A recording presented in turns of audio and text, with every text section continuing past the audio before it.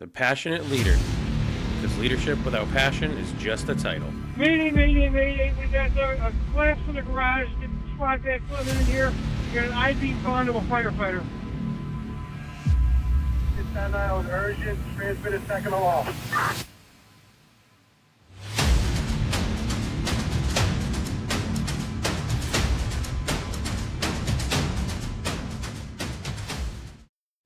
Hey everybody, it's JP. Welcome back to The Passionate Leader. Today's guest is a rising leader in Northern New Hampshire's emergency services scene. He's a young officer with a rapidly growing ambulance service, bringing fresh energy and perspective to the world of EMS leadership. Despite having only been in a leadership role for a very short period of time of about 18 months, he's already making a name for himself. EMS is in his blood, almost literally. As a second-generation provider, he got his start as a fire explorer with the Gorham Fire Department, initially thinking he'd pursue firefighting, but along the way he discovered his true calling as an EMT, and he hasn't looked back since. Outside the uniform, he's got a life full of passion and purpose.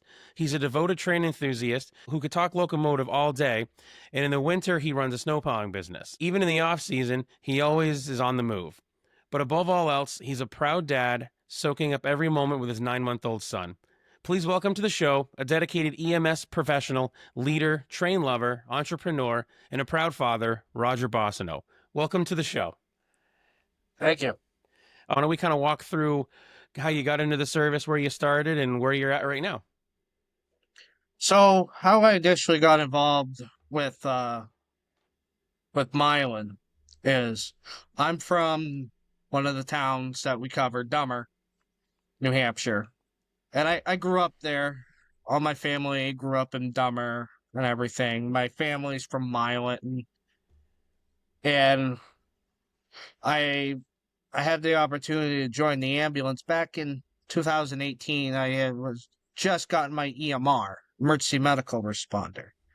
But at the same time, I was also a member of Gorham Fire and EMS as an EMR, and I was also worked for Bethel Rescue, Tri-Town Rescue, and West Paris, Maine. So my experiences across the state lines and two horses of a different color. Just the mentalities of providers in Maine, the providers in New Hampshire. But a few years ago, Milan itself, we were on the verge of closing the doors. We were responding to maybe 40% of our calls, if best. All the calls were going to mutual aid, everything like that. Mm-hmm. We had a roster of 4 people. So we were one of the struggling services in the North Country.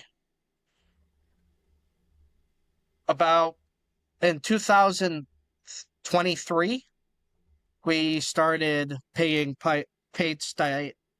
paid on-call shifts. So keep you in town for $50. If there's a call, you go in, take care of the call, go home, and go from there. Well, over the past 2 years, just recently, we had the Berlin Fire Department take over EMS in the city of Berlin, taking over from their private contractor, Berlin EMS.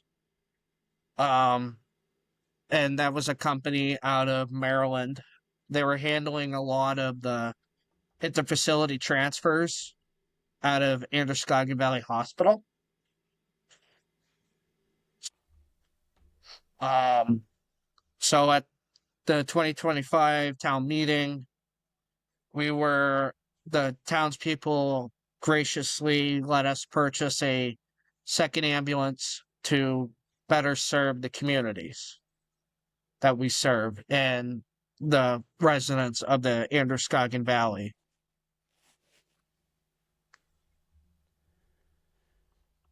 How hard was it to get the support from the community for it? Did they kind of accept that there was a dire need?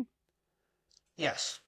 I think honestly, sometimes when you show that you need a lot of mutual aid for the to cover the town, that's sort of hopefully is enough to explain to the residents that they got to do something to change the business model. Like, we're, as a service, we're in a weird spot right now. We're a volunteer ambulance service transitioning from volunteer to paid on call, and we're starting to morph into the professional level department. So, like, we've had our growing pains. Mm. Like, it's not uncommon for us to have an issue that arises, be like, oh, we know how to mitigate this. We got to write a policy for this. We basically took the service itself has been around since the 1980s and the late 70s, but nothing like on the back end was really done with like funding and things like that. So we've literally have built an ambulance service from the ground up. Mm. And like, there's still a long way to go. What do you think right now is your biggest hurdle that you have ahead of you? So the biggest hurdle that I believe that we have ahead of us is it's trying to find funding, Mm. because there are things that we need to do to basically become that more professional service, like outfitting people with the right amount of uniforms. Like, they trash a uniform shirt on a call instead of waiting a week or two to have uniforms in, having that extra money floating around to go onto the shelf and be like, okay, here you go. Your new one will be in within a week or two with your name on it. No, and now how about staffing? Have you had a hard time getting staffing that want to, you know, actually apply for positions if you have vacancies? So I'm gonna be very honest with you. So I'm very surprised of the strength of a roster that we have for what we pay people to do. Mm. Um, I'm very surprised. No, no, is it. I mean, a lot could be attributed to kind of the region too, because you guys are certainly well north of where I'm at here in the state. So that's awesome. That's really good to know. Also, too, like, we share. So I work for Gorham Fire full time as an EMT. Mhm. We share a lot of the same people. So we have about 5 people who are on our roster who also work for Gorham full time or part time or per diem. Mhm. So, like, we have, because a lot of us have recognized we're in our own little island in this part of Coos County. Because you go on the other side of Route 2, everybody is close together. There's a lot more over there than there is on this side, and we're the bigger part of the area of Mm. the county. You go north, that's a horse of a different color. The 45th parallel does an amazing job up there. Say Beecher Falls Fire, Pittsburgh Fire, those guys do a really good job of what they have. It's a stretch for sure. I've had to go up to the Berlin, Gorham area for youth sports and stuff like that. It's not only just a ride just to reach from here, but once you get past and off the highway, man, it's desolation. So um you guys are it's a creature of your own. So how do you handle being so, isolated from a lot of areas? I mean, what is your closest hospital up in that area, travel time So wise? our closest hospital to us for Gorham, Berlin, Milan, and Errol is the hospital in Berlin. From us, it's a 10-minute drive. Oh, so that's not bad then. but we don't have access to like the trauma centers like Dartmouth, Fair. Concord, Portsmouth. Like we got to a lot of those patients have to either, if they need to go to a trauma center, they are either an interfacility transfer or they're going out by a helicopter. Yeah, no, that's super true. Um, so you've been in leadership for what, 18 or 19 months now, because we've been talking for a little to get you on the show. Yeah. What so far, what kind of have been your biggest learning bumps and bruises along the way? So, few of my biggest bumps is going from the buddy, one of the guys, to being the guy that's like funny, but we cannot be doing that, guys. Like we cannot be in the bay with the town office open and using some language that all of us in fire Sure. EMS and Yep. police were all known for. So a lot of it is like keeping that straight face and being like, okay, guys, we gotta show the people who we serve Mm. that that we're not a bunch of buffoons. You get what I'm saying? Oh no, it is it's tough. I love to have fun around the firehouse. Who doesn't? If you're not having fun around the firehouse, it's no good whatsoever. And there's been times for me that I've had to kind of, I'll say a joke. I'm like, that shouldn't come from a three bugle deputy. That's probably, and other times guys are saying something funny and you kind of just have to sort of grin and like nod your head, but you can't really, it is tough. So, when you moved into the assistant director's role, was it like a creation of a role, or was there already somebody in the position that you would took over for? So what happened, I can't really go into details on what happened. That's perfectly fine. Yep. Uh, the director that was in place beforehand, um, there was some political issues that happened, and the assistant director at that point in time moved in to become the director, and then Mhm. me being the longest guy here, I got moved up. How long were you there before you got bumped up? Uh, 6 years. That's all things considered. That's a pretty long time to be with one organization. Was there any I mean, the hard part obviously is going from the buddy to the bad guy, but what kind of pushback, if any, did you get from the members when you moved up? So there wasn't really much of that pushback. There was a lot of people who were happy that it was me and the director who moved up. Um, so like we didn't have like much of the pushback Awesome. from our guys with the changeover. Like a lot of the people who were on the roster at the time knew like, okay, so this is a transition area, Mm. transition period. We and a lot of we need to sit back and let's help them achieve what we need to achieve. That's awesome. I love it. Do you have I mean, obviously you got quite a way ahead of you career wise, but one of the biggest things that we all know in the fire service and EMS world that is huge is sort of backfilling our boots if we're not in. Once you guys kind of start really building your staff, is that something you guys have started putting in place, like a succession plan?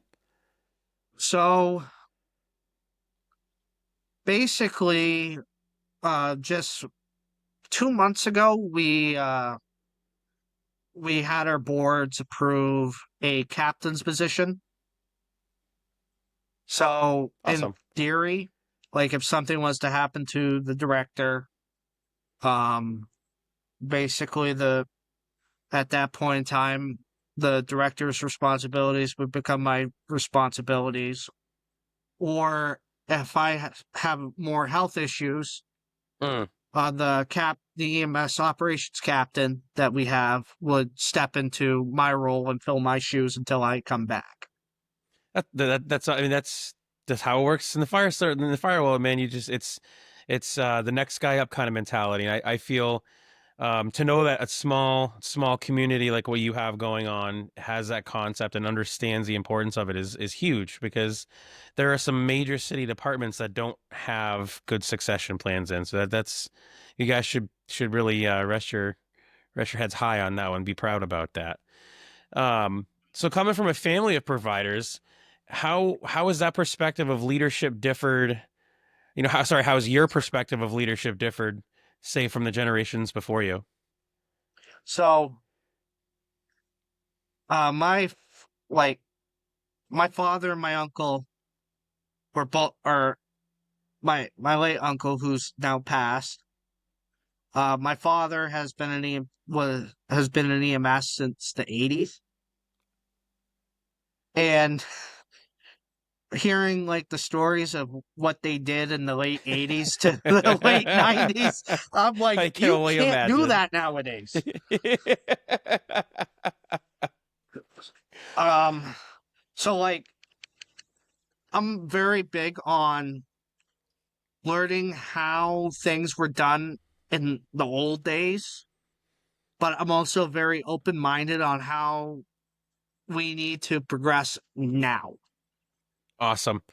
That that's huge. How with your father, has he been pretty receptive as far as when you're like, man, this can't do it this way? I mean, I know what we've run into a lot is sometimes if we try to make a change, those that were um back in the day, they're like, man, well, why can't we do this anymore? This generation is just so different, and getting them to accept change can be kind of difficult sometimes. Like I'm gonna be straight up and honest with you here, JP. So Yeah, I've of course. never worked the truck with my father. Um, I did a one clinical shift with him at Golden Cross Yep. one time, and like I saw some of his like the struggle that he was having, Yeah. which because like Golden Cross brings in a lot of the newer providers. Like they all come there, get their experience, and then Sure. move on to the next service. Gotcha. Like seeing the generational gap, like from the guys like the my father and the guy my captain and Gorham, Mm. where they will spend hours meticulously going through this truck, making sure that these trucks are clean and presentable, and to kind of like what I'm seeing, what something I'm seeing with the newer providers coming onto the street, it's they kind of lack that pride, Mm. but also too as senior providers and also as officers, it's our job to instill that pride in them and Of to course. inspire them to make sure that the trucks are clean, the units are stocked, that we're talking to people with respect. You get what I'm saying? Oh no, it is.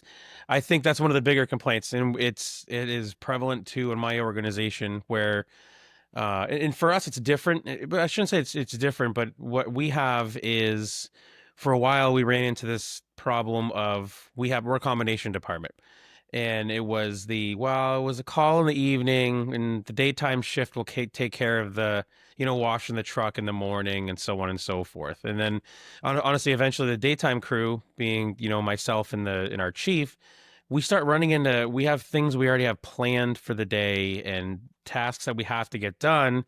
So lo and behold, the truck never gets washed, and it is a pride and ownership thing. And I'm a firm advocate that if it's 2 o'clock in the morning, we just get a run for something special, or something simple. I mean, um, then maybe not getting the mop and bucket out and all that. But if it's you know between 4 in the afternoon and even like 9, 10 o'clock at night, man, get the soap, throw some bubbles on the truck, make her look good, and then call it a day.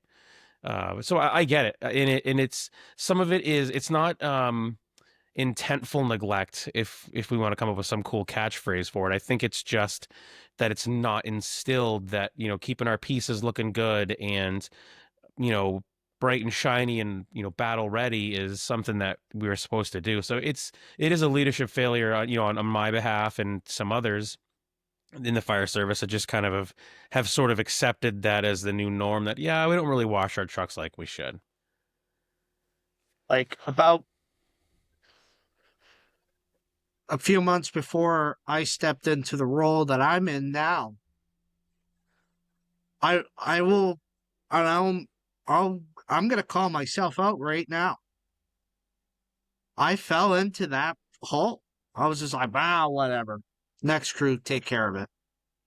And then I started sitting back thinking, I'm like, okay, so when I come on, I look at the truck.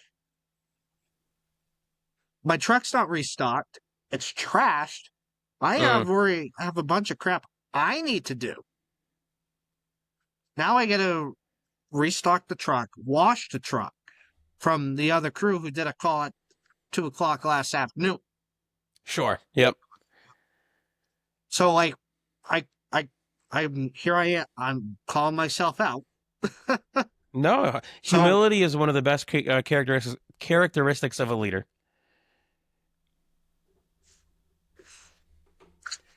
I think yes, it's something we don't give our we it's easier to find fault in some people, but sometimes if we can call ourselves on the carpet, I mean that's a huge having that trait's going to go a long ways.